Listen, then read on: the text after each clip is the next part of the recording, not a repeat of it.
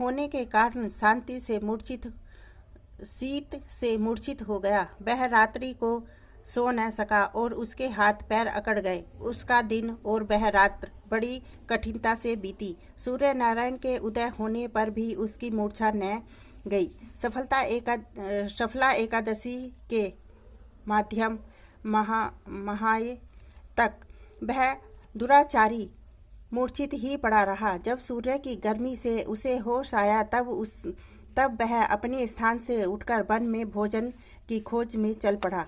उस दिन वह जीवों को मारने में समर्थ था, इसीलिए जमीन पर गिरे हुए फलों को लेकर पीपल के वृक्ष के नीचे आया। जब सूर्य भगवान अस्ताचल को प्रस्थान कर गए तब वह पीपल की जड़ के पास फलों को रखकर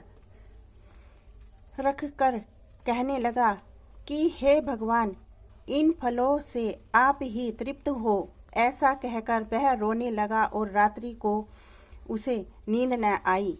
इस महापापी के व्रत तथा रात्रि जागरण से भगवान अत्यंत प्रसन्न हुए और उसके समस्त पाप नष्ट हो गए।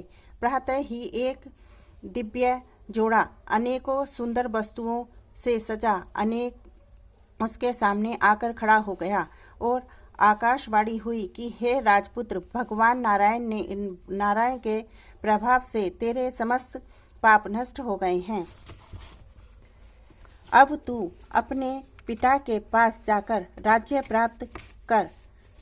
लुप्त ने जब ऐसी आकाशवाणी सुनी तो वह अत्यंत प्रसन्न हुआ और बोला, हे भगवान, आप की जय हो। ऐसा कहता हुआ वह सुंदर वस्त्रों को धारण कर अपने पिता के पास गया। उसने अपने पिता को संपूर्ण कथा कह सुनाई और पिता ने उसे अपना राज्य भार सौंपकर वन का रास्ता लिया। अब लुपुक शास्त्र अनुसार राज्य करने लगा। उसके स्त्री पुत्र आदि भी परम भक्त बन गए। वृद्धावस्था आने पर वह अपने पुत्र को गद्दी दे भगवान का भजन करने के लिए वन में चला गया और अंत में विष्णु लोक को गया। भक्ति पूर्वक जो मनुष्य सफला एकादशी का व्रत करते हैं वे अंत में मुक्ति पाते हैं। जो मनुष्य भक्ति पूर्वक सफला एकादशी का व्रत नहीं करते हैं वे पूंछ और सींग से रहित पशु तुल्य हैं। सफला एकादशी के महात्म्य का पठन व श्रवण करने से अश्वमेघ यज्ञ का